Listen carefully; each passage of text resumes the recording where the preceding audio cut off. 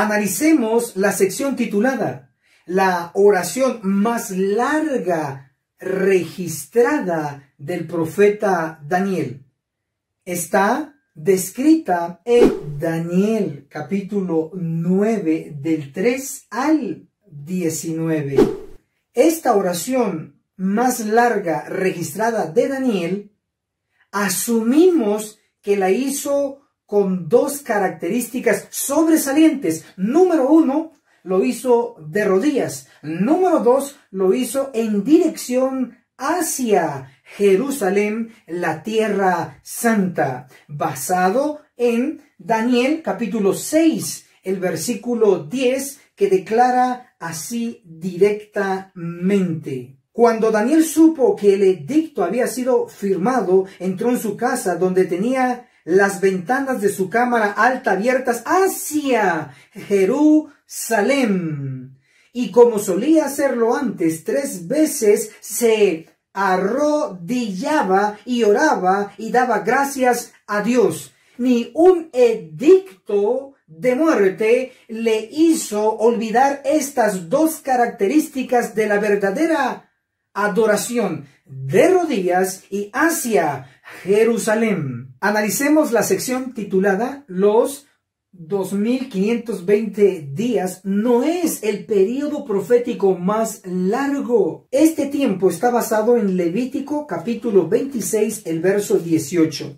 Y si con todo eso no me oís, volveré a castigaros 7 veces más por vuestros pecados. La frase 7 veces, la versión King James en inglés, traduce como 7 tiempos, 7 times. Estos 7 tiempos, de acuerdo a Daniel 4:16, que menciona también 7 tiempos, significa 7 años. Por lo tanto, Levíticos 26:18, supuestamente al mencionar 7 tiempos, está hablando de 7 años. Esos años se convierten a días, considerando que un año bíblico contiene 360 días.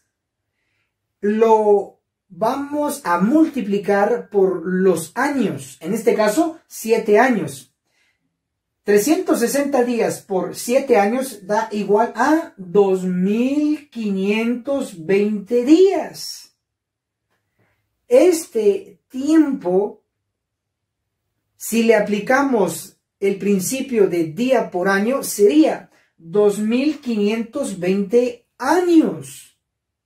Pero vamos a comprobar con la pluma inspirada que este tiempo no es aprobado por Dios, ni es el período profético más largo de la Biblia. El conflicto de los siglos. Específicamente leeré la página 400. Así también Miller y sus asociados proclamaron que estaba a punto de terminar el período profético más largo y último de que habla la Biblia, de los 2300 días de Daniel 8:14.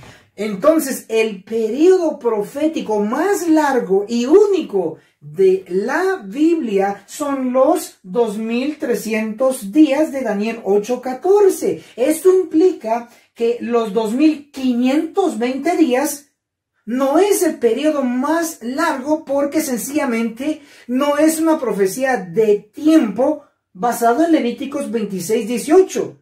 Implica entonces que esa interpretación es errada.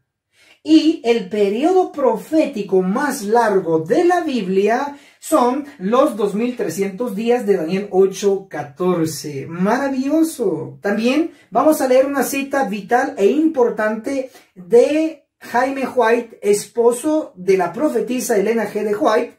Jaime White fue presidente por diversos periodos de tiempo como presidente de la Conferencia General de los Adventistas del Séptimo Día.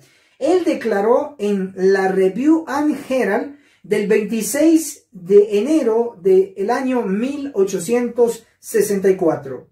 No hay ningún período profético en Levítico capítulo 26. Y aquellos que imaginan que tales cosas existen y se rompen la cabeza ajustando las fechas, están dando golpes al aire. Entonces, hermanos queridos, los 2520 días, supuestamente periodo profético, no es el periodo más largo de la Biblia, sino que es los 2300 días de Daniel 8:14. Ese sí es el periodo más largo de la Biblia. Analicemos la sección titulada La velocidad de la oración es más rápida que la velocidad de la luz. Para ello, vamos a ver algunos datos y un ejemplo. La Tierra mide 40.000 kilómetros aproximadamente. La velocidad de la luz es de 300.000 kilómetros por segundo. Hagamos esta división. Los 300.000 kilómetros por segundo, que es la velocidad de la luz, dividido entre la distancia, en este caso, lo que mide la Tierra, 40.000 kilómetros cuadrados. Entonces, 300.000 kilómetros por segundo divididos 40.000 kilómetros es igual a 7.5 vueltas por segundo. Es decir, en un segundo la velocidad de la luz da 7 vueltas alrededor del globo terráqueo, es decir, del planeta Tierra. En un solo segundo, a la velocidad de la luz se da 7 vueltas alrededor de la Tierra. Entonces es impresionante, humanamente hablando, la velocidad de la luz. Sin embargo, vamos a comprobar que esta velocidad de la luz, comparado con la velocidad de los ángeles y la velocidad de la oración, esta velocidad de la luz es sumamente lenta. Daniel, capítulo 9, el verso 20 declara así: aún estaba yo hablando, orando y confesando mi pecado y el pecado de mi pueblo Israel. Verso 21. Gabriel, a quien yo había visto en la visión al principio, vino volando con presteza. Verso 23. Tan pronto como empezaste a orar, fue dada la respuesta, y yo he venido a enseñártela. Obsérvese que desde el momento en que Daniel empieza a orar, al momento en que Gabriel aparece con Daniel en la tierra, él realiza el viaje del tercer cielo a la tierra. Observes entonces que la clave está en el momento que empezó a orar Daniel al momento de la aparición del ángel Gabriel. Esta oración está registrada en Daniel capítulo 9, del verso 3 al verso 19. En su tiempo libre usted lo puede comprobar, que se puede leer en menos de 5 minutos. Podemos decir también que Daniel fue muy cuidadoso al elegir las palabras en su oración, implicando que pudo haber llevado entre 10 minutos a 15 minutos. Pero para ser más precisos, podemos decir que la oración de Daniel registrada en Daniel capítulo 9 del verso 3 al verso 19 se realizó en menos de 15 minutos. De acuerdo a la Biblia, de acuerdo a los versos que hemos leído, Gabriel sale del tercer cielo hacia la tierra exactamente cuando Daniel empieza a orar. Implica entonces que el viaje del ángel Gabriel del tercer cielo a la tierra lo realizó en menos de 15 minutos. Por eso, Daniel capítulo 9, el verso 21, utiliza la frase vino volando con presteza, es decir, con una venida repentina, sin previo aviso, muy veloz. Debe considerarse que la distancia entre el tercer cielo y la tierra, para realizar ese viaje en velocidad humana, por decirlo así, se requiere miles de años luz. Para empezar, tendríamos nosotros que tener la velocidad de la luz y aún así necesitaríamos miles de años para realizar parte de esa distancia. Sin embargo, el ángel Gabriel lo realizó en menos de 15 minutos, pero cabe resaltar que la oración de Daniel experimentó una velocidad mucho mayor por lo siguiente, porque desde que él empieza a orar aquí en la tierra, la oración asciende al tercer cielo y es escuchada y de un solo es enviado el ángel Gabriel. Implica entonces que la velocidad de la oración de todo ser humano, de la tierra al cielo, supera la velocidad de la luz. Esto es impresionante y muchas veces nosotros los seres humanos le damos poca importancia a la oración. Pero Cristo lo sabía y los grandes hombres de la Biblia también. Sepamos hacer bien la oración. Número 1, de rodillas, que muestra reverencia al que habita en el tercer cielo y todo el universo. Analicemos la sección titulada Los 70 años literales. Nos referimos a lo que está registrado en Jeremías capítulo 25, el verso 12, donde se pronosticó los 70 años de cautiverio del pueblo en Babilonia.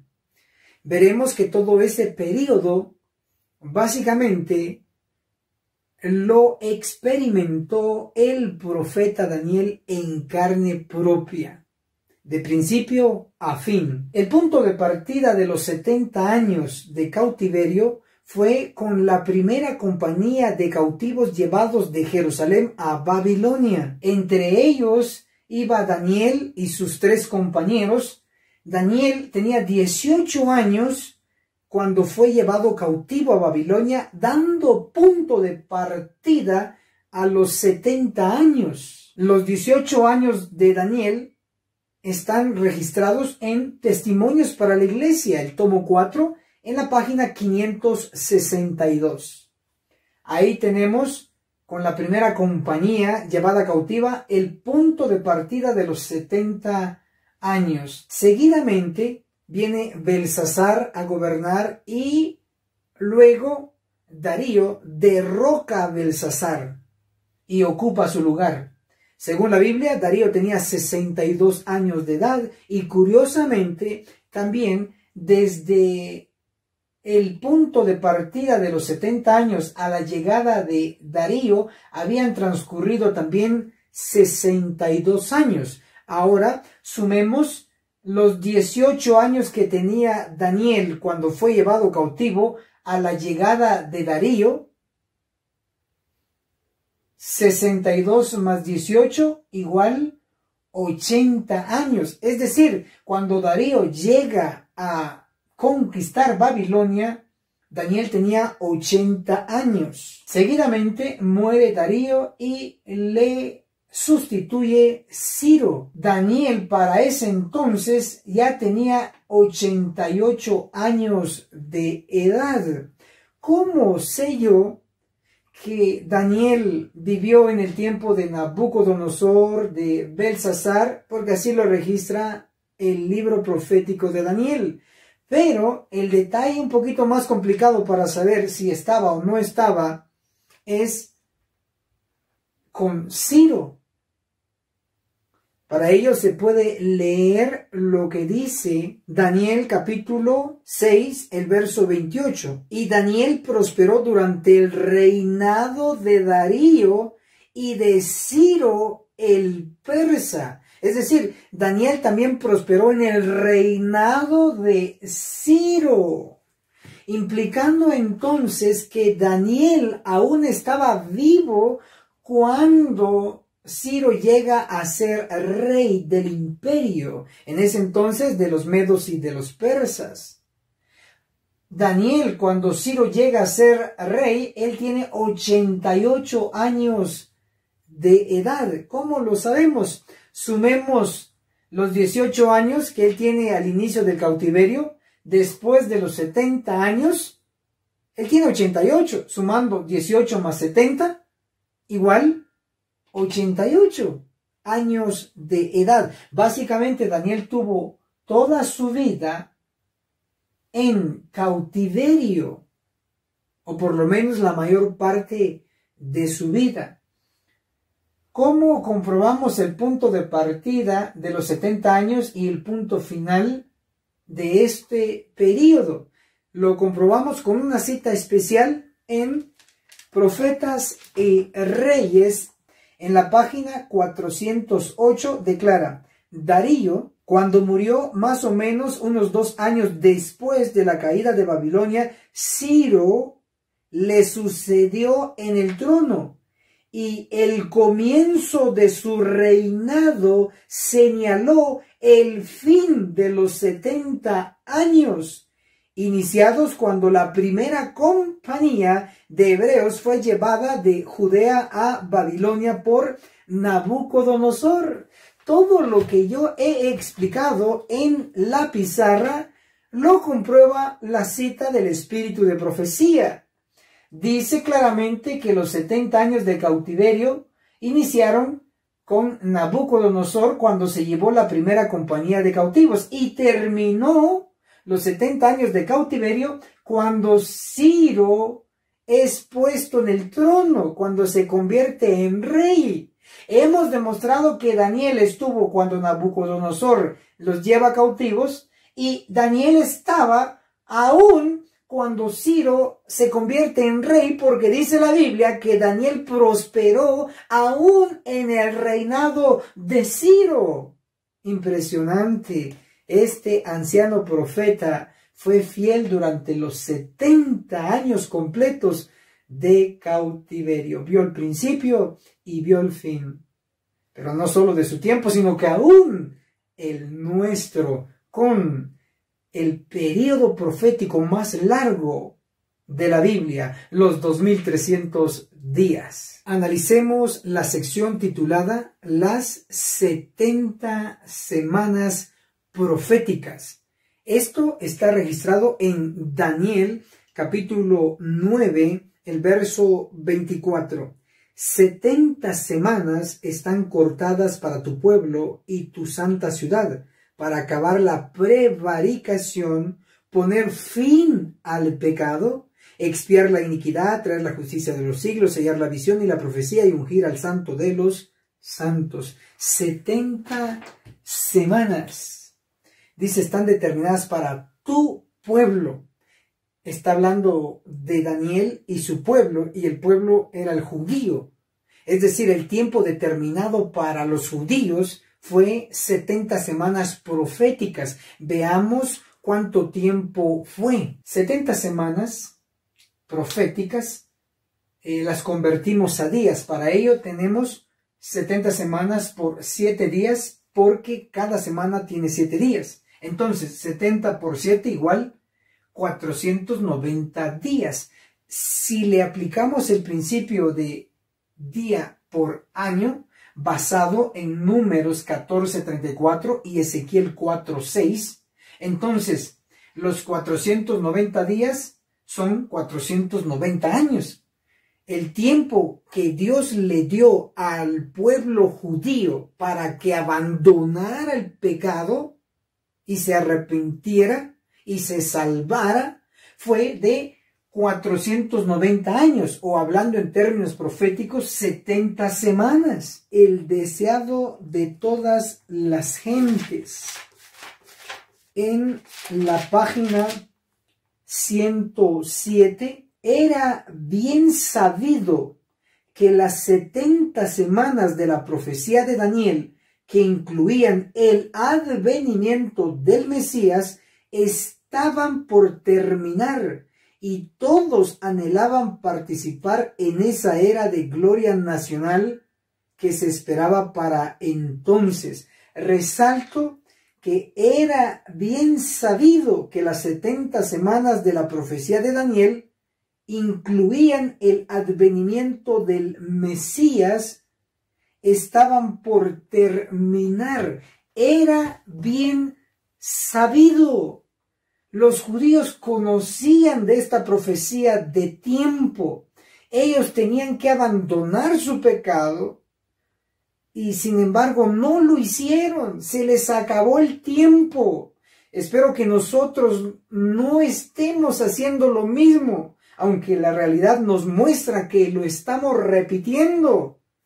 Pero bueno, vamos ahora a analizar que las 70 semanas es un bloque de tiempo dividido en 3 partes. La primera parte, según Daniel capítulo 9, el verso 25, conoce pues y entiende que desde que salga la orden para restaurar, reedificar a Jerusalén hasta el Mesías príncipe, habrá 7 semanas y 62 semanas. Hasta aquí tenemos 2 partes del bloque de las 70 semanas. La primera parte es 7 semanas, la segunda parte es 62 semanas. Veamos la tercera parte. Daniel capítulo 9, el verso 27. En otra semana confirmará el pacto a muchos. Entonces la tercera parte y la última es una semana. Sumemos 7 semanas más 62 semanas igual 69 semanas, más una semana igual 70 semanas. Entonces, las 70 semanas, que es un bloque dividido en 3 partes. Ahora expliquemos cada una de sus partes. La primera parte, 7 semanas, es igual a la multiplicación de 7. Este 7 es de 7 semanas por 7 días, porque cada semana tiene 7 días. Entonces, 7 por 7 igual 49 años. Quiere decir que la primera semana equivale a 49 años. Ahora veamos la segunda sección, que sería las 62 semanas.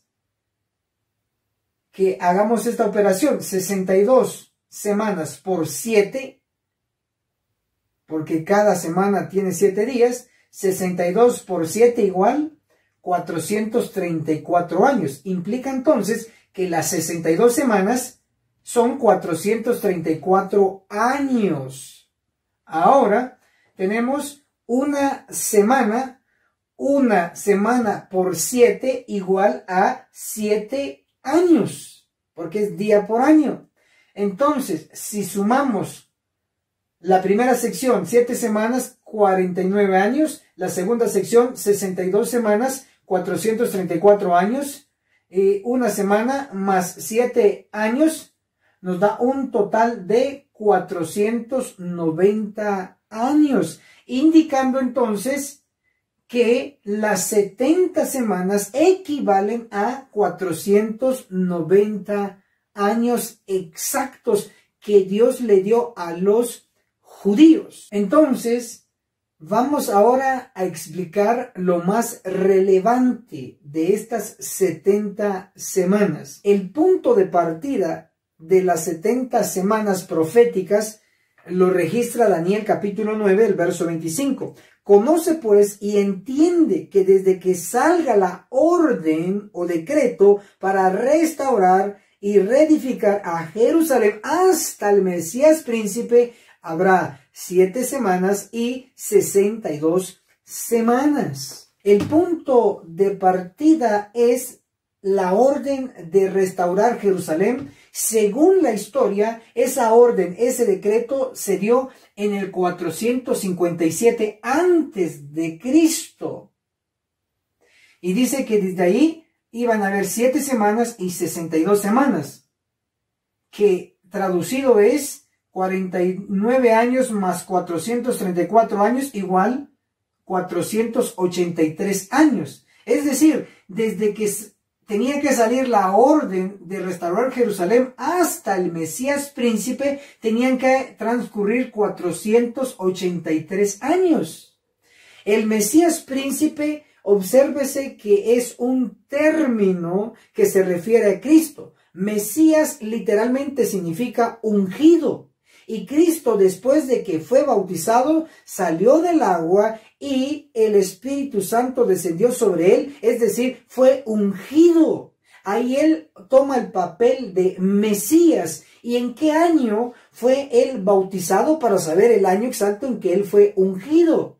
En el año 27 después de Cristo. Entonces, desde el 457 antes de Cristo hasta el año 27 después de Cristo, cuando Cristo es bautizado y recibe el Espíritu Santo y es ungido, transcurrieron 483 años o 69 semanas proféticas.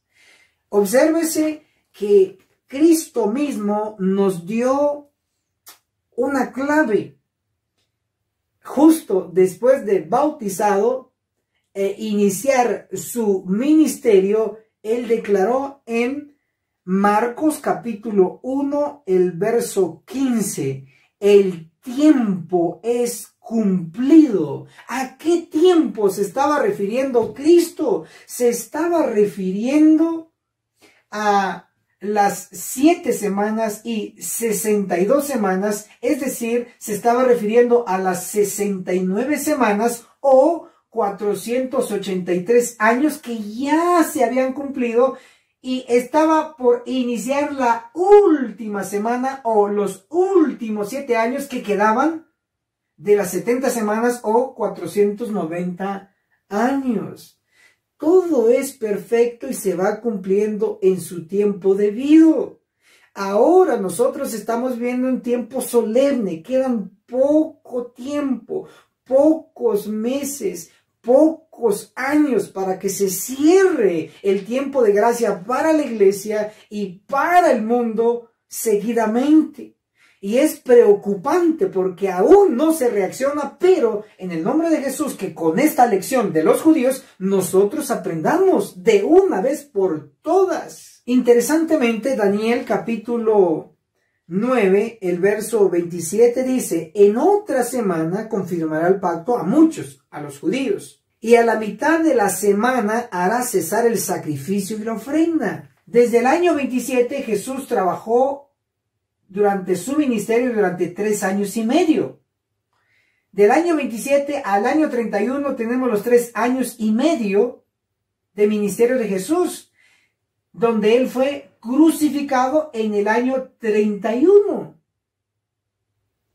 Y del año 31 al año 34 tenemos el apedreamiento de Esteban, específicamente en el año 34. Y eso está registrado en Hechos capítulo 8, el versículo 1, donde se apedreó a Esteban. Ese fue el último toque final que marcó el fin de la última semana. Entonces, esta semana 70, la última, empezó desde el año 27 después de Cristo y terminó en el año 34 después de Cristo. Pero a la mitad de esa semana o a la mitad de esos 7 años, Cristo fue crucificado. Y lo que hizo Cristo en la cruz fue eliminar el sistema de sacrificios.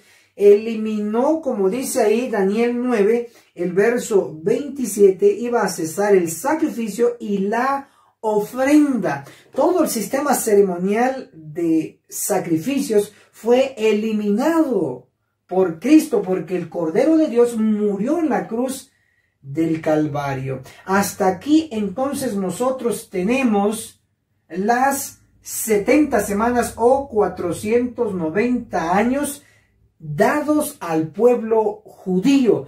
Tal como fue pronosticado, así se cumplió al pie de la letra. La profecía no falla, se cumple. Analicemos la sección titulada Los 2300 días y su traducción interpretativa. Tenemos que aceptar una versión fidedigna al original, es decir, una traducción literal, tal como lo dice el original, no una interpretativa, donde ya se explica según la teología del traductor. Peligro, debe sonar alarma, especialmente en profecía. Un detalle que se le cambia todo y nos lleva al error. Veamos algunas versiones famosas en la antigüedad y aún en nuestro tiempo. La primera de la lista es la Septuaginta. Debe entenderse que esa versión la tradujeron del hebreo al griego, única y exclusivamente el Antiguo Testamento.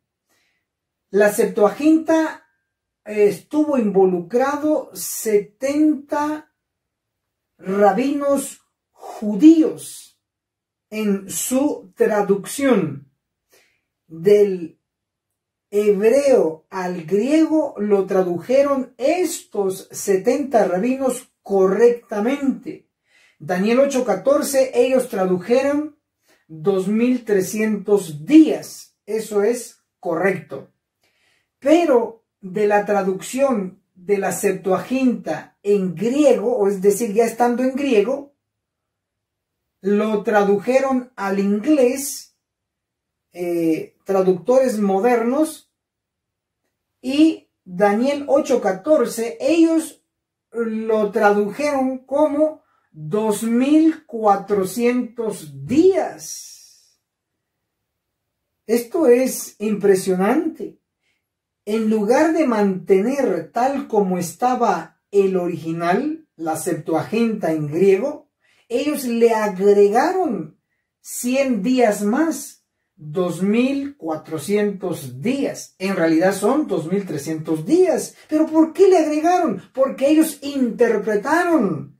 Porque ellos lo acomodaron según ellos entendían, para que cuadre su interpretación errónea y diabólica, podemos afirmar. La Vulgata es otra versión. En este caso estamos hablando de la Vulgata ya en inglés. La versión traduce Daniel 8:14, el tiempo, el periodo profético, como 2200 días. Aquí no le añadieron, sino que le quitaron 100 días. Son 2300 días en el original, pero ellos lo tradujeron en inglés como 2200 días. Le robaron 100 días al tiempo profético. Apocalipsis, el último capítulo, nos advierte de que si añadimos o le quitamos, Dios dará una consecuencia no agradable, sino terrible. No juguemos con la profecía. Seamos exactos conforme al original y a las versiones correctas. Luego tenemos en nuestro listado otra versión. Esta es la que recomendamos. Mi persona, como teólogo de 19 años de estudio profundo de la Biblia y del espíritu de profecía, recomiendo esta versión para detalles en profecía, para corroborar. La versión King James. Esta versión en inglés es la que patrocinó el rey Santiago allá en Inglaterra. Por eso en honor a él se le colocó la versión King James. Esta versión es la que utilizó Elena G. de White para escribir sus libros proféticos. Elena de White, como profetisa, no iba a elegir cualquier versión. Eligió la versión King James en inglés. Mi persona, en mi biblioteca, tengo la versión bilingüe, en español y al mismo tiempo en inglés, la versión King James. Es donde corroboro ciertos puntos de profecía, porque profundizamos nivel avanzado. La King James traduce Daniel 8:14 como 2300 días. Excelente, esa es la buena. Ni le quitó ni le añadió, sino que tradujo tal como estaba en el original. 2300 días. Esa es la buena. Luego tenemos hasta aquí hemos hablado del hebreo, griego, el inglés, pero en el español, ¿qué? En el español también hemos metido los pies en el error profundamente. En cuanto a traductores se refiere en el campo hispano. La traducción en lenguaje actual, en español, traduce Daniel 8:14 de la siguiente manera. Es la más garrafal que hasta el momento yo he encontrado. Si usted encuentra otra peor, coméntelo o escríbalo allá abajo en la sección de los comentarios. Dice la traducción en lenguaje actual, en español, Daniel 8:14, 1150 días, que es poco más de 3 años. Aquí no le quitó 100 ni le añadió 100, sino que le robó la mitad totalmente, porque 1150 días es la mitad de 2300 días. ¡Wow! Las garras del demonio ha sido utilizado también en español. Es decir, el diablo también se interesa en el campo hispano. Sabe que es un buen territorio muy extenso, donde millones de personas hablamos el español. En este caso, el mundo adventista tiene muchos millones de miembros de habla, en este caso, hispana, español. En resumen, la verdadera traducción de Daniel 8:14 debe ser 2300 días de tardes y mañanas, es decir, completos. Analicemos la sección titulada Los 2300 días proféticos. Lo primero que tenemos que hacer es la conexión entre Daniel capítulo 8 y Daniel capítulo 9 en los períodos mencionados allí. Daniel capítulo 8, el verso 14 específicamente menciona los 2300 días de tardes y mañanas. Ese es el período profético más largo de la Biblia. Daniel capítulo 8, el verso 26 declara: la visión de las tardes y mañanas que le fue dada es verdadera, y tú sella la visión porque es para un futuro distante. Hasta aquí está hablando de la visión de las tardes y mañanas, es decir, de los 2300 días. Daniel capítulo 8, el verso 27. Y yo, Daniel, quedé quebrantado y estuve enfermo algunos días. Cuando convalecí, atendí los asuntos del rey, pero quedé espantado acerca de la visión y no la entendía. ¿Qué visión no entendía Daniel? Él entendió la visión de el carnero y el macho cabrío, pero no entendió la visión de las tardes y mañanas, como él mismo lo declaró previamente. Entonces, la visión que él no entendía era los 2300 días de tardes y mañanas. Y ahí queda el capítulo 8. Y pasamos ahora a Daniel capítulo 9. Tan pronto como empezaste a orar, fue dada la respuesta, y yo he venido a enseñártela, porque tú eres muy amado. Entiende, pues, la palabra y entiende la visión. ¿Qué visión? La única que no había entendido era la visión de las tardes y mañanas, de los 2300 días. Entonces, lo que le viene a explicar el ángel Gabriel a Daniel es la visión de los 2300 días. Y vean cómo le empieza a explicar esta visión. Daniel capítulo 9, el verso 24. 70 semanas están cortadas para tu pueblo, implicando entonces que las 70 semanas son parte de los 2300 días, o las 70 semanas es el inicio de los 2300 días. Pero voy a explicar un poco más profundo, basado en el espíritu de profecía.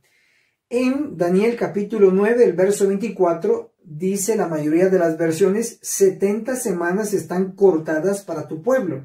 Pero hay algunas versiones que traducen así, 70 semanas están determinadas para tu pueblo. Voy a leer lo que dice el espíritu de profecía, el libro El conflicto de los siglos, el capítulo Una profecía significativa, en la página 373. La palabra traducida aquí por determinadas significa literalmente descontadas. Es decir, las 70 semanas fueron determinadas, o una traducción literal, fueron descontadas. ¿De dónde? ¿De qué periodo de tiempo? ¿De qué periodo profético? El único mencionado previamente son los 2300 días de tardes y mañanas. Por lo tanto, las 70 semanas fueron descontadas de los 2300 días, reafirmando lo que hemos dicho, que las 70 semanas es el inicio de los 2300 días, o puesto de otra forma, las 70 semanas es el primer bloque de tiempo que le pertenece a los 2300 días. Tenemos dos bloques grandes, los 2300 días. El primero, las 70 semanas. El segundo bloque es de 1810 años. La siguiente clarificación para la mejor comprensión de los 2300 días es la siguiente. Hay que tener cuidado en cuanto al punto de partida de los 2300 días. No debe confundirse el decreto que se dio para la construcción del templo con el decreto que se dio para la reconstrucción y restauración de Jerusalén. Son dos decretos distintos. Por ejemplo, Ciro dio el decreto de construir el templo, y eso está registrado en Esdras capítulo 1, el versículo 2 específicamente. Podemos ver esta sección, que la construcción del templo llevó un espacio de 46 años. ¿Y cómo lo sabemos? Porque está registrado en uno de los evangelios. San Juan, el capítulo 2, el verso 20, lo reafirma. Fueron 46 años que se llevó para la construcción del segundo templo.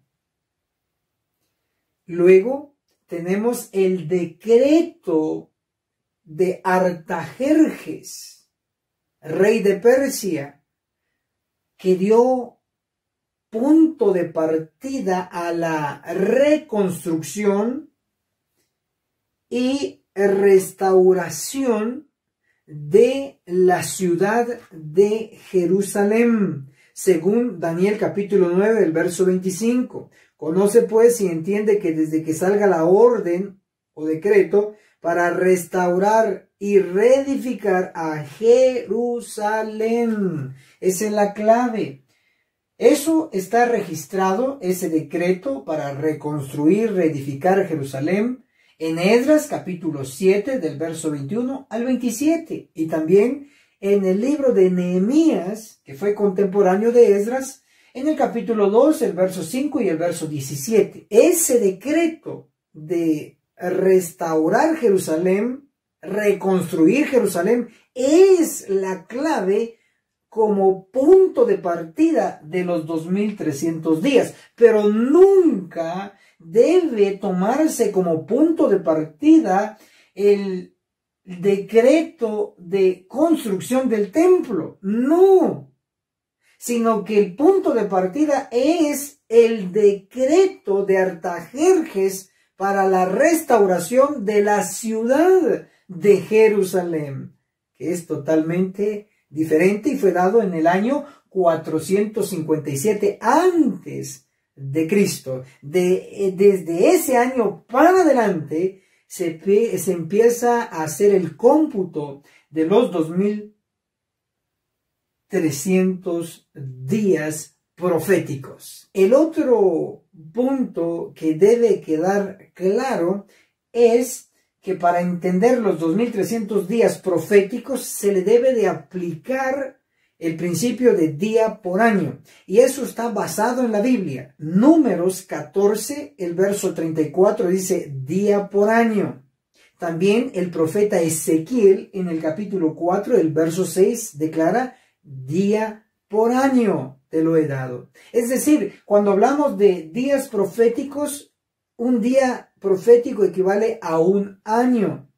Entonces, los 2300 días proféticos son realmente 2300 años. Eso debe tenerlo bien en cuenta usted como estudiante de esta profecía, con el objetivo de comprenderlo. Con lo que ya hemos explicado, entenderemos mucho mejor el primer bloque de los 2300 días. Nos referimos a las 70 semanas de Daniel 9, el verso 24. Lo primero que tenemos que hacer es convertir las 70 semanas a días, porque estamos tratando con días proféticos. Entonces debe considerarse que una semana tiene 7 días, hablando normalmente. Entonces, 70 semanas debe multiplicarse por el número 7 de días, que da como resultado 490 días. Pero si le aplicamos el principio de día por año, entonces son 490 años. Definimos entonces brevemente que 70 semanas proféticas equivalen a 490 años. Ahora analicemos que las 70 semanas tiene 3 partes o secciones. La primera parte, de acuerdo a Daniel, capítulo 9, el versículo 25, es 7 semanas. Y la segunda parte, 62 semanas. Y la tercera parte la registra Daniel 9, el verso 27, cuando dice en otra semana. Es decir, la semana 70. Veámoslo gráficamente. La primera sección de las 70 semanas es 7 semanas.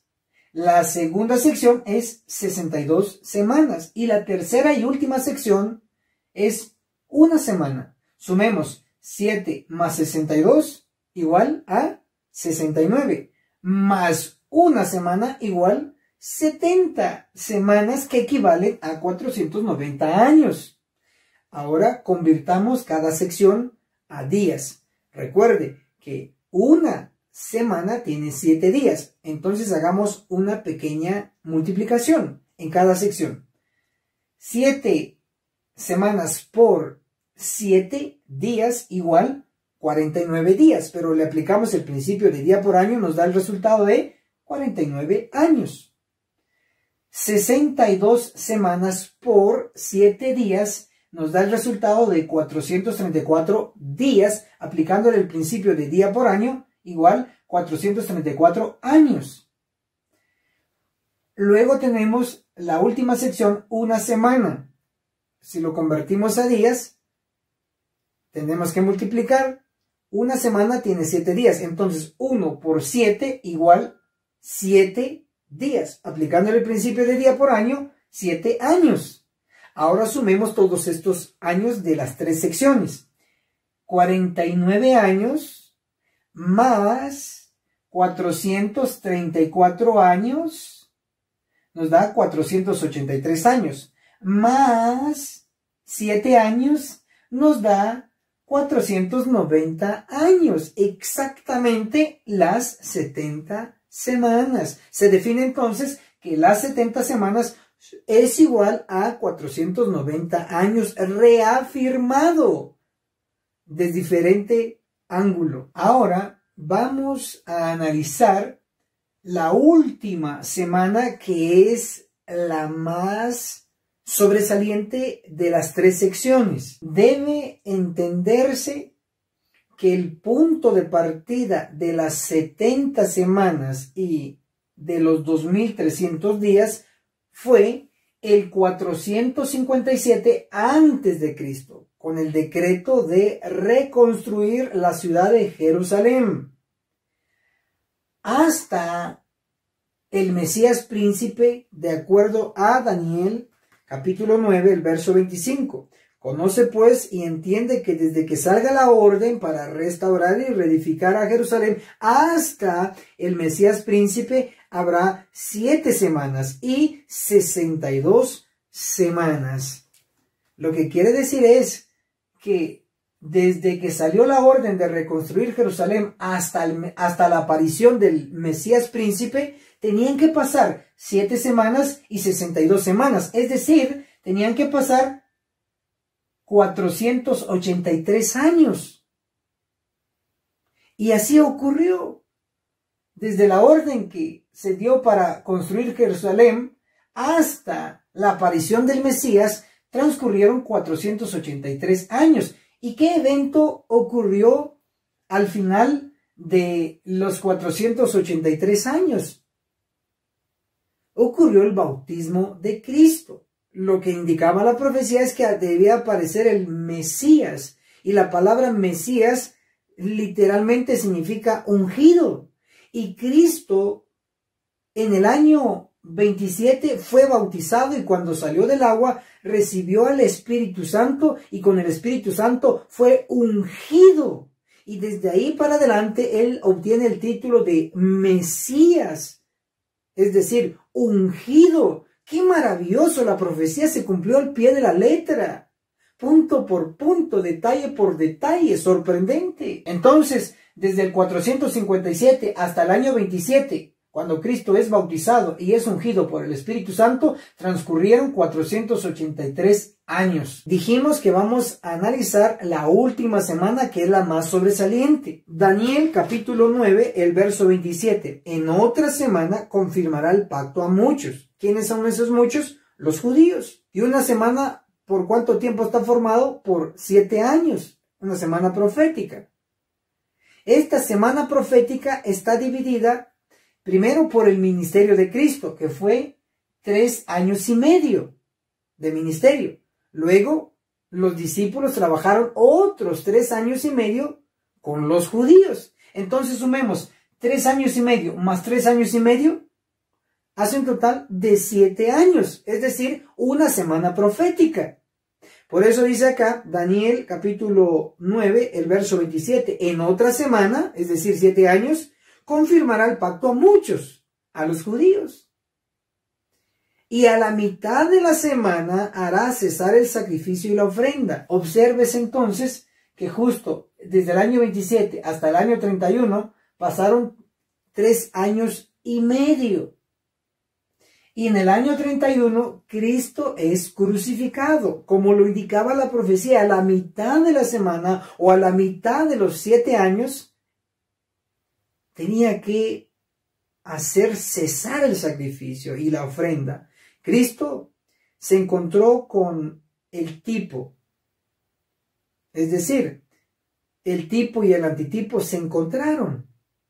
El cordero que representaba a Cristo, y Cristo como el Cordero de Dios que quita el pecado del mundo. Hizo cesar los sacrificios, el sistema ceremonial, lo eliminó. Ahora Cristo es nuestro sacrificio. ¿Desde cuándo? Desde el año 31 después de Cristo. Pero ¿cuándo terminó la última semana? En el año 34. ¿Y qué ocurrió en el año 34? El apedreamiento de Esteban. Y eso está registrado en Hechos capítulo 8, el versículo 1, donde Pablo consentía en la muerte de Esteban. Y con eso el pueblo judío selló y cerró el tiempo que Dios había determinado para que abandonaran el pecado. ¿Y cuánto tiempo había determinado para los judíos? Había determinado 490 años o 70 semanas proféticas. Cerraron ellos y el evangelio ya no solo se dio a los judíos, que eran el pueblo de Dios, sino que ahora el evangelio pasó a los gentiles.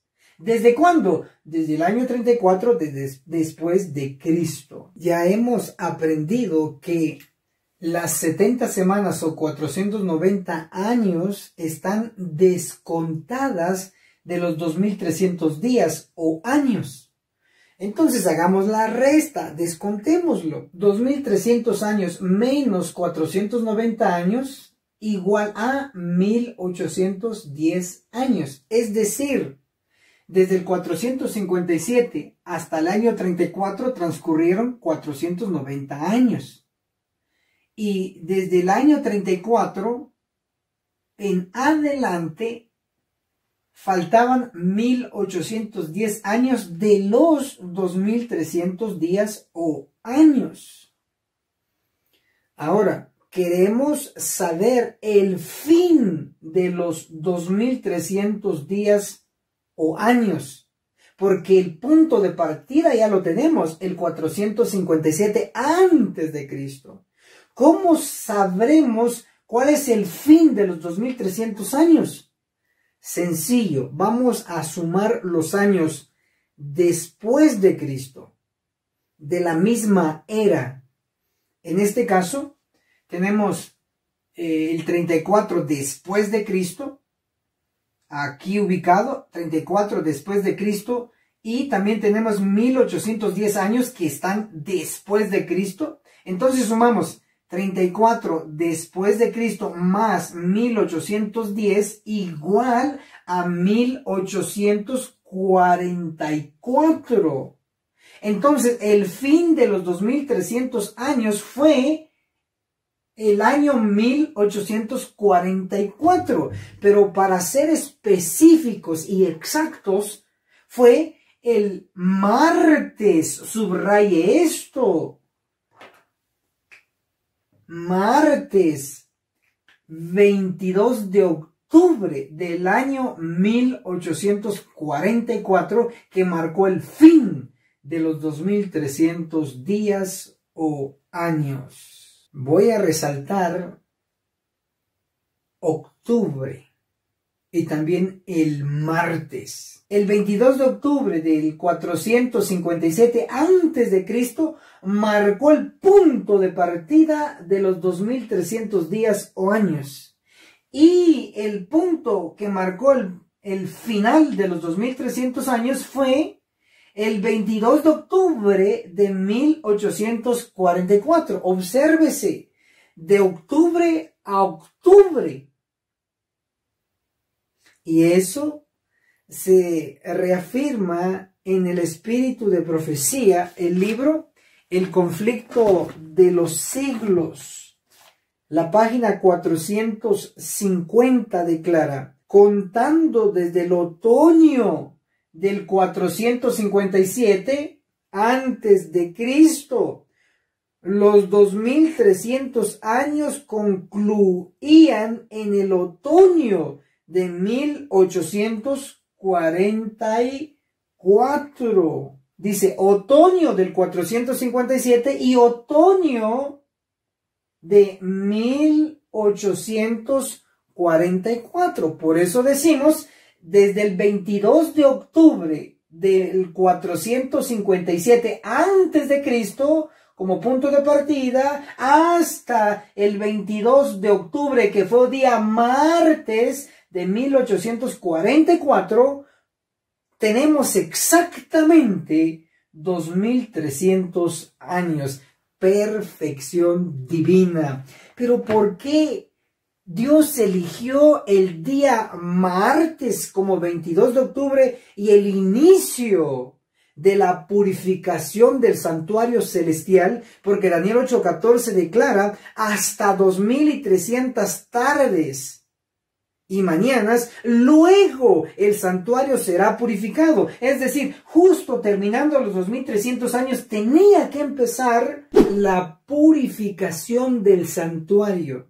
Inicialmente en el santuario celestial, para luego concluir en el santuario terrenal. Es decir, la iglesia de Dios, que es la iglesia adventista del séptimo día, los miembros vivos aquí en la tierra. Y no lo digo yo, ni lo estoy forzando, sencillamente lo he leído y lo voy a leer delante de ustedes. El libro El conflicto de los siglos, en la página 478, nos declara enfáticamente: mientras se prosigue el juicio investigador en el cielo, mientras que los pecados de los creyentes arrepentidos son quitados del santuario, debe llevarse a cabo una obra especial de purificación, de liberación del pecado entre el pueblo de Dios en la tierra. Resalto, debe llevarse a cabo una obra especial de purificación, de liberación del pecado entre el pueblo de Dios en la tierra. Sí, hermano y hermana, no se confíe. El juicio no solo tiene que ver allá en el cielo. Sí, inicialmente empezó con puros libros, investigar a cada caso de aquel creyente que un día estuvo vivo, pero está ahora muerto. Juicio investigador de los muertos. Pero cuando termine el de los muertos, va a empezar el de los vivos. Y ahí es donde no estamos ni advertidos. Y ahí es donde entramos a advertirle. Donde usted entra como ya conocedor de esta verdad para que otros lo puedan conocer también. Y no estar solo viendo cómo nuestros hermanos queridos y la iglesia querida se sigue hundiendo. El día martes 22 de octubre del año 1844 empezó el juicio investigador de los muertos, y cuando termine de los muertos empezará el juicio de los vivos, haciendo el cumplimiento de Ezequiel completamente el capítulo 9. Testimonios para la iglesia, el tomo 9, en la página 11 y en la página 12. La página 11 inicia con el subtítulo La advertencia final. Y luego en la página 12 dice: estando en Nueva York, en cierta ocasión se me hizo contemplar los edificios que piso tras piso se elevaban hacia el cielo, etcétera, etcétera, etcétera. Y luego dice que hubo una alarma de incendio y usted ya sabe la historia, se quemaron las Torres Gemelas. Está escrito en este libro.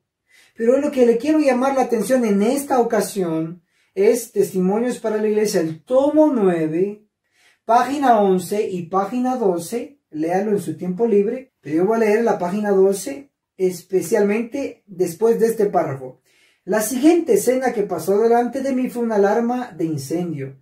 Los hombres miraban a esos altos edificios reputados incombustibles y decían: están perfectamente seguros, pero esos edificios fueron consumidos como si hubieran sido de brea. Las bombas contra incendio no pudieron impedir su destrucción. Los bomberos no podían hacer funcionar sus máquinas. Eso es la destrucción de las Torres Gemelas en el 11 de septiembre del 2001.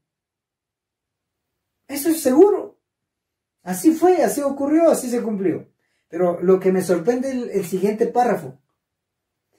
Me fue dicho que cuando llegue el día del Señor, si no ocurre algún cambio en el corazón de ciertos hombres orgullosos y llenos de ambición, ellos comprobarán que la mano otrora poderosa para salvar lo será igualmente para destruir. Resalto, me fue dicho que cuando llegue el día del Señor, ¿a qué día se está refiriendo? Al día en que se iba a cumplir este pronóstico de la destrucción de las Torres Gemelas. Y efectivamente llegó. ¿Y qué día fue ese, el día de la destrucción de las Torres Gemelas? ¿Qué día fue?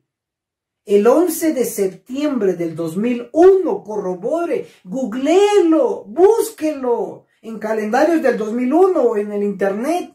11 de septiembre del 2001, va a encontrar que fue un día martes. Hay un patrón, hermano y hermana, no vivimos por casualidad, nada es por azar. Aún este video, déjenme decirle que por inspiración de Dios, por providencia, llámelo como quiera, pero por intervención divina, estoy grabando en un día martes y este video va a ser subido en línea en YouTube en día martes. ¿Es casualidad esto? No lo es, no lo es. Pregúntenme si yo grabo antes del día martes, grabo sábado de noche o domingo. Pero ¿por qué en esta ocasión, justo en este tema, estoy grabando un día martes? Solo puedo decirle la providencia de Dios, ni lo planifiqué, así ocurrió, así está ocurriendo. ¿Qué indica entonces, hermano y hermana? Que el martes nos da un patrón divino. El martes 22 de octubre de 1844 empezó el juicio investigador de los muertos. Y el 11 de septiembre del 2001, que fue una destrucción específicamente para Estados Unidos, en Nueva York, fue un día martes también. Hay un patrón allí. Solo quiero que observe que el evento que está a punto de ocurrir a unos días en el futuro, de aquí para adelante, es el juicio de los vivos, registrado en Ezequiel 9. Y Ezequiel 9 lo único que registra es una matanza de 5 categorías. Y usted puede ser una de esas categorías, yo también. Pero podemos escapar de esas categorías y ser de las categorías de los sellados. Pero lo que está cerca es el juicio de los vivos. Y como hay un patrón, es muy posible, ojo, observe y escuche bien, no estoy diciendo cosas raras. Solo estoy basándome en lo que he estudiado profundamente durante años. Más de 19 años estudiando esto. Ya tengo un poco de experiencia. Puedo intuir que es muy posible que la matanza registrada en Ezequiel 9 inicie un martes. Por lo tanto, hermano, nosotros estamos haciendo un esfuerzo de inculcarle a usted que una vez por mes, el último martes por lo menos de cada mes, realice usted un ayuno de aflicción, de confesar sus pecados. ¿Por qué? Porque en el día de la expiación, en el tipo Levíticos 23, el verso 27, 28 y 29, nos describe que el que no ayunaba en el día de expiación, que era 24 horas, era cortado de su pueblo, y el que no confesaba sus pecados era cortado. Y Elena de White dice que ahora, desde el 22 de octubre de 1844 en adelante, estamos viviendo en el gran día de la expiación. Analicemos la sección titulada Los 2300 días y la verdadera y falsa adoración. Empecemos desde el origen. Génesis capítulo 4, el versículo 3. Andando el tiempo, Caín trajo del fruto de la tierra una ofrenda al Eterno. Verso 4. A su vez, Abel trajo los primerizos de sus ovejas con su gordura, y el Señor miró con agrado a Abel y a su ofrenda. Verso 5. Pero no se agradó de Caín y de su ofrenda. Observamos entonces que hay dos tipos de adoración. Uno del que obedece y otro del que desobedece. En este caso tenemos a Abel y tenemos a Caín. Veamos que la ofrenda de Abel fue vista con agrado por Dios. De acuerdo a Mateo capítulo 5, el verso 23, se relaciona a la ofrenda con el altar. Es decir, si hay ofrenda hay altar, y si hay altar hay ofrenda. Abel presentó una ofrenda, por lo tanto lo presentó en un altar. Ahora, ¿de qué tipo era? Porque tanto la ofrenda como el altar fue agradable ante el Señor. Para ello podemos leer lo que nos menciona también Josué, el capítulo 4, el verso 5, el verso 6 y el verso 7. Está hablando de 12 piedras del Jordán que tomó el pueblo de Israel como monumento de lo maravilloso que había hecho Dios o se había portado Dios con el pueblo de Israel. 12 piedras, recuérdese. También Primera de Reyes, capítulo 18, el verso 31. Elías tomó 12 piedras, una por cada tribu de Jacob. El verso 32, con las piedras edificó un altar. Entonces, las piedras que son producto de Dios, que se tomaron del río Jordán, de igual manera, Elías en un tiempo futuro, también él tomó 12 piedras naturales, productos de Dios, y con eso hizo un altar. Entonces, las piedras naturales con las que se hacían los altares, en este caso los patriarcas, como Abel, tenía un altar con piedras naturales y una ofrenda como Dios la pidió, que simbolizaba el santuario. Ahora veamos la ofrenda y el altar que no le agradó a Dios, que era la de Caín. La clave estará en el altar y la ofrenda de Caín. Para ello se puede leer lo que dice el profeta Isaías en el capítulo 65, el verso 3. Pueblo que en mi cara me provoca, dice Dios, de continuo sacrificando en huertos, y que mando incienso sobre ladrillos, dice las versiones normales, pero la King James, la original, o la que traduce, mejor dicho, correctamente, dice, y que mando incienso sobre altares de ladrillos. Los ladrillos es producto del hombre, no de Dios. Altares de ladrillos simboliza una falsa adoración. Ahora, obsérvese. Caín representó e inició una falsa adoración con su falsa ofrenda e incorrecta ofrenda y su altar incorrecto, hecho de ladrillos.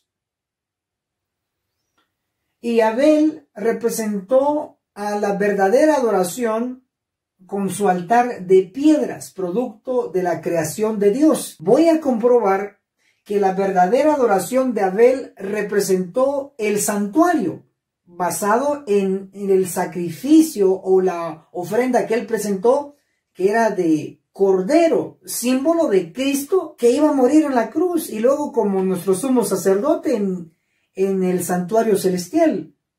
Pero hay un detalle más que debemos entender, que Abel guardó y que Caín no. Para ello vamos a leer lo que dice el espíritu de profecía en Conflicto de los Siglos.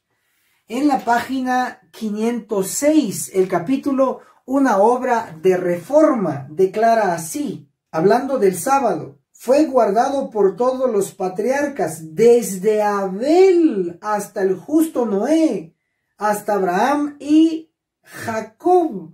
¿Qué es lo que guardó el patriarca Abel? El sábado. Abel representó y obedeció dos grandes verdades que van siempre juntas. La verdad del santuario, con su altar y su sacrificio, y la verdad del sábado, por orden de Cristo. Pero Caín no respetó la verdad del santuario porque no llevó el sacrificio que Dios solicitó. Y no respetó tampoco el sábado. Ahí es donde surgen la verdadera adoración y la falsa adoración. Tanto la verdad del sábado y del santuario, de acuerdo a Daniel 8, versículo 11 y versículo 12, fue pisoteada, echada por tierra por el poder de Roma, tanto imperial como papal, en la Edad Media especialmente. Pero interesantemente, al final de los 2300 días o 2300 años de Daniel 8:14, se levantó nuevamente la verdad del sábado y la verdad del santuario. ¿Cuándo ocurrió eso? El 22 de octubre de 1844. Con el surgimiento de la Iglesia Adventista del séptimo día, guardando el sábado y al mismo tiempo enseñando que Jesús allá en el cielo pasó del lugar santo al santísimo en el santuario celestial. Se levantaron nuevamente esas verdades y eso nos refleja también la verdad de los 2300 años de Daniel 8:14. Analicemos la sección titulada El misterio de la hora novena. El número 9 en Daniel 9. En este capítulo, en el verso 21 declara: aún estaba hablando en oración cuando aquel varón Gabriel, a quien yo había visto en la visión al principio, vino volando con presteza y me tocó como a la hora del sacrificio de la tarde. Descubramos qué hora es esta en que el ángel Gabriel del cielo a la tierra llegó repentinamente. Se hacía antiguamente 2 sacrificios al día, uno por la mañana a la hora tercera, 9 a.m., y el otro a la hora novena, en relación al número 9, la hora 9, que eran a las 3 de la tarde. Entonces el ángel Gabriel llegó como a la hora del sacrificio de la tarde, es decir, llegó como a la hora novena del día. Hay una conexión entre el 9 en Daniel 9. No puede ser casualidad, solo es perfección.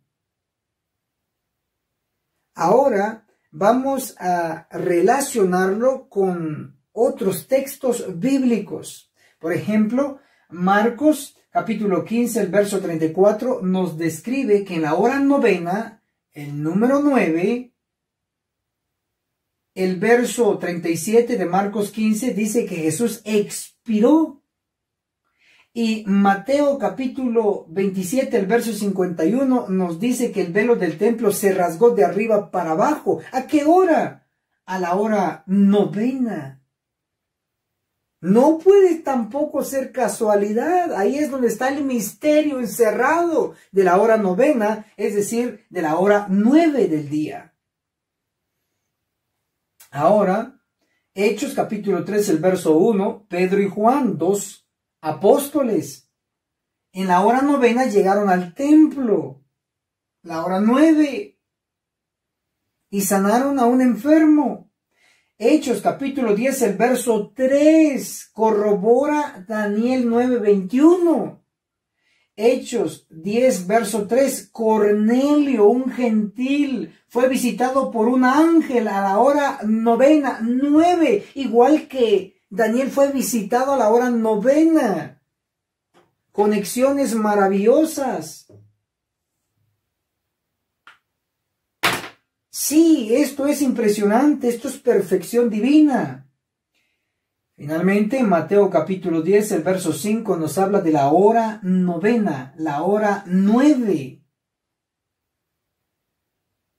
El 9, contemos, 9, 9, 9, 9, 9. En este diagrama, en esta ilustración en el pizarrón, hacemos una mención de 5 veces 9.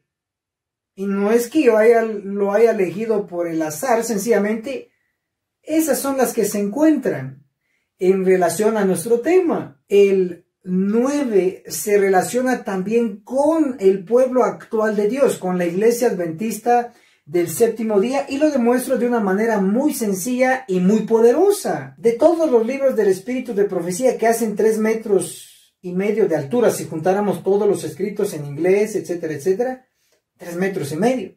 Pero de todos esos libros, solo hay una colección especial y directamente para la iglesia que se llama la colección Testimonios para la Iglesia.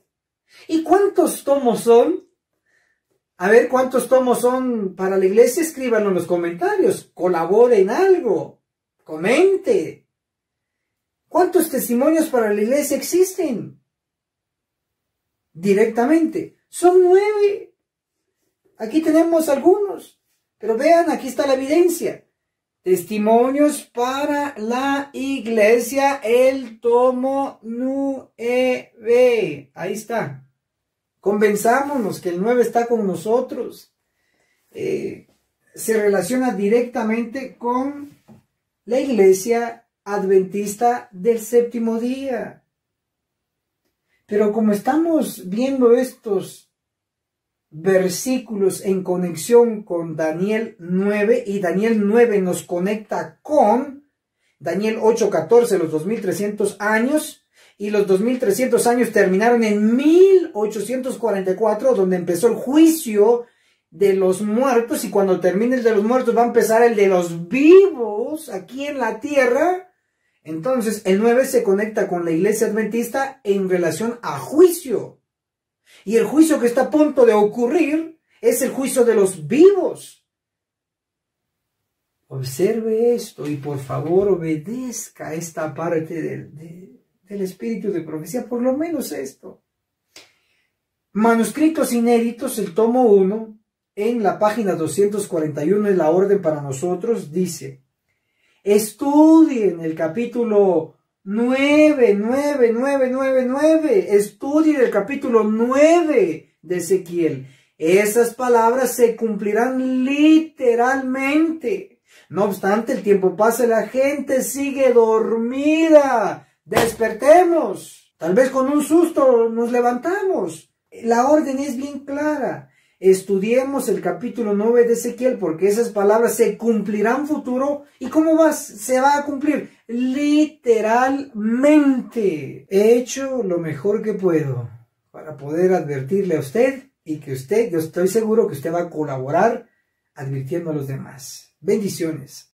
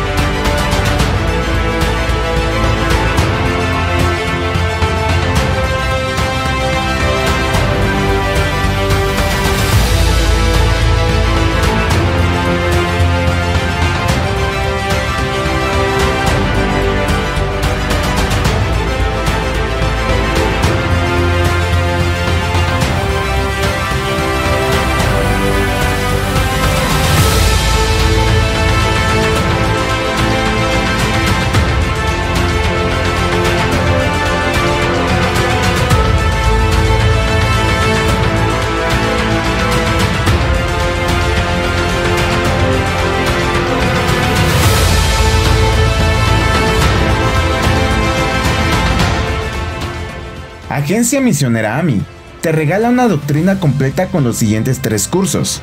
Apocalipsis, el perfecto arte profético, con el autor, Pastor Enoch Martin, donde se explica todo el libro de Apocalipsis, que consta de 22 capítulos. Daniel, el perfecto arte profético, donde explicamos capítulo por capítulo de dicho libro profético. El testimonio de Jesús, 100% bíblico, que consta de 22 lecciones. Puedes comunicarte con nosotros a nuestro número de WhatsApp, más 502 42 29 77 86. Recuerda, no es vendido, es gratis.